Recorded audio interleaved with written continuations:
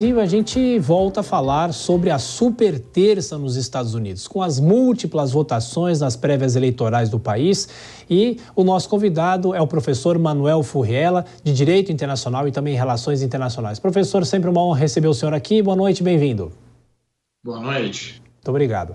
Bom, professor, por que a super terça é tão importante e praticamente, claro que o resultado a gente só vai conhecer durante a madrugada ou só nessa quarta-feira efetivamente, mas já há praticamente uma decisão difícil que Nikki Haley reverta qualquer tipo de expectativas dentro do Partido Republicano, não é, professor?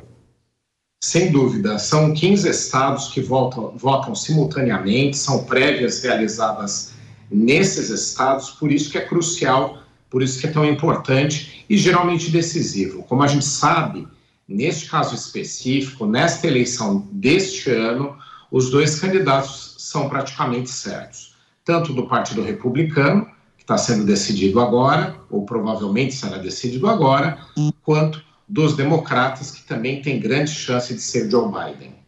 Agora é importante explicar, né, professor, que mesmo com o resultado dessa super terça, não é uma decisão final. Ainda teremos outras rodadas de prévias, é isso?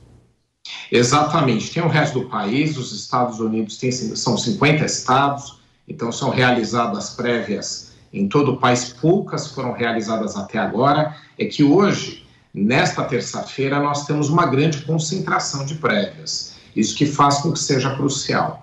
Mas o que a gente tem acompanhado em relação tanto aos republicanos quanto aos democratas é que os dois candidatos, o presidente atual e o ex-presidente Donald Trump, são candidatos que pouca chance têm de serem derrotados nas prévias. E a novidade que a gente também está tendo é que em alguns estados, como há uma independência de cada estado na decisão do seu processo eleitoral e até mesmo das pré-candidaturas, o que a gente tem é que em alguns deles há a opção de não se alinhar. Então, como nós tínhamos tradicionalmente grande parte dos eleitores ou republicanos ou democratas país afora, neste ano em específico, em alguns tem sido dada essa opção de não alinhamento, ou seja, de não se envolver diretamente com a opção que está sendo consolidada.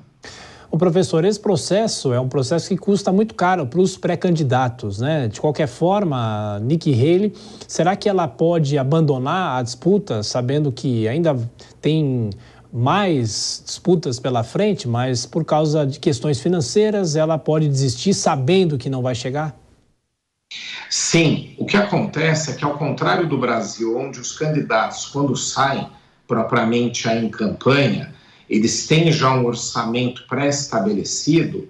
Nos Estados Unidos, na maior parte das vezes, a arrecadação ela acontece durante a campanha. Quando você tem uma candidatura com pouca chance de viabilidade, como é o caso dela, o que acaba acontecendo é que o baixo engajamento também traz poucos recursos, o que tira o fôlego também da campanha, o que favorece a não continuidade propriamente de uma candidatura. Então, você não tem um orçamento consolidado para você lançar o candidato, para o candidato se lançar já ele de uma forma forte durante toda a campanha. Há uma arrecadação durante o processo. E aí, neste caso, ela vai sofrer muitos problemas. Até agora, ela só foi escolhida no estado de Washington, D.C., na capital dos Estados Unidos, tendo perdido em todos os outros, e é o que provavelmente vai continuar acontecendo. O professor, há um debate interminável, né, nos Estados Unidos sobre o atual presidente, Joe Biden, questões de idade, aquela discussão que a gente já fez até outras vezes aqui na Jovem Pan. E hoje nós ouvimos de uma pessoa que mora nos Estados Unidos, inclusive, de que há uma discussão, uma possibilidade, uma especulação sobre uma possível saída dele da corrida eleitoral, mas isso seria mais para frente, meio que em cima da hora, para abrir espaço para Michelle Obama. O senhor já ouviu essa história? Será que isso é possível? O candidato pode sair, mesmo sendo indicado e começando a campanha, lá na frente ele pode ser retirado? Bom, duas situações. A candidatura dele, sim, ela pode ser retirada. Como você mencionou, tem sido muito discutido, até nós mesmos já discutimos aqui, a questão da fragilidade da saúde do atual presidente, que, aliás, não é de hoje, ele já assumiu há 3 anos atrás a presidência do país, já numa situação né, de pouca vitalidade, pelo menos aparentemente, e agora, com o progresso da idade, também essas questões podem acontecer. Não estou aqui, obviamente, dizendo que ele tem capacidade para conduzir o país, mas é uma questão importante que tem ficado visível em certas situações. Agora, o ponto é que, mesmo ele podendo fazer isso, né, tendo essa retirada de candidatura, o Partido Democrata ele não construiu alternativas. E é interessante que mesmo os republicanos, tendo um candidato forte, como sempre, Donald Trump, lembrando aqui que ele saiu derrotado nas últimas eleições presidenciais, mas por uma margem de votos muito reduzida, ao contrário do que previa, mesmo eles tendo isso, surgiram alternativas, a gente pode lembrar aqui, né, governadores de estado que até certo momento tinham algum grau de rivalidade, ou seja, são alternativas. Os democratas não construíram isso. Michelle Obama, ela apareceu já diversas vezes, não só como uma alternativa, que pode ser agora em último caso, mas também como uma candidata interessante. Durante a gestão do marido, ela teve grande popularidade nos Estados Unidos. É uma mulher inteligente, é uma mulher capacitada e pode ser o plano B dos democratas. Agora, o interessante é que ela seja chamada, né, já aí aos 45 minutos do segundo tempo.